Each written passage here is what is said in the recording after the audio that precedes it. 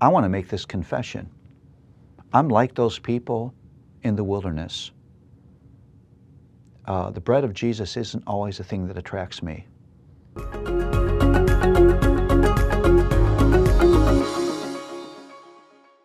I have to give you some time clues here because the length of a particular book doesn't tell you the period of time.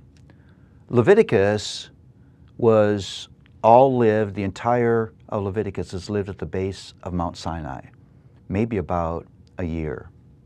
Numbers encompasses 40 years. Deuteronomy, probably anywhere from a few days to a couple weeks. So the time period doesn't always correspond to the length of the passage, just a little thing on the side there. Well, Numbers. What would I call Numbers? Well, my title for Numbers is Grace, Rebellion, and Travail. What Numbers powerfully presents is that even in the face of magnificent gifts of grace, we are still able, often willing, to rebel against the plan, the purpose, and the call of God. And that presents the moral struggle that the rest of the redemptive story will be about.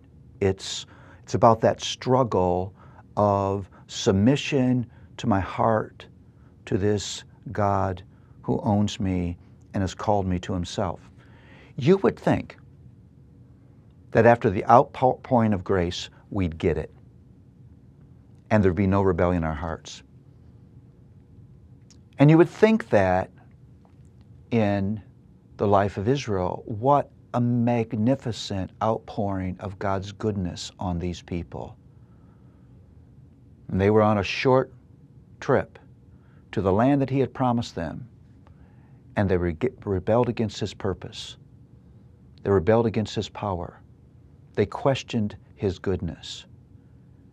And what resulted were 40 years of travail.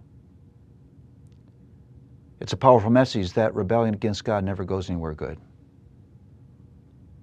And yet in the middle of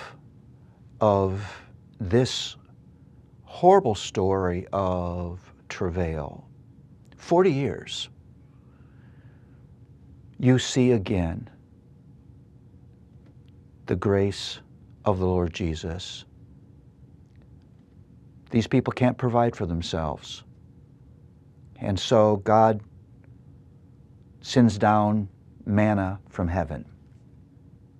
We know, we have chapter and verse for the fact that manna was not very attractive, not very delicious. It says that you actually have a little bit of a recipe that manna was cooked with olive oil.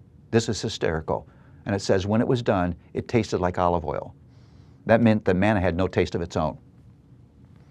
And God's people didn't like the manna, and they hungered for the leeks and onions and the things that they ate in slavery. Think about that. Jesus boldly declares to us in John that he's the manna from heaven. That provision of manna is actually a finger pointing to the bread that would come, that would ultimately satisfy the hearts, our hearts, the bread of life, Jesus. Now, I want to make this confession. I'm like those people in the wilderness. The bread of Jesus isn't always the thing that attracts me. I'm still susceptible to placing my eyes on and setting my desires on other bread. Bread that I think will satisfy me more. The bread of human acceptance. The bread of personal power and success. The bread of affluence. The bread of ease. Fill in the blank.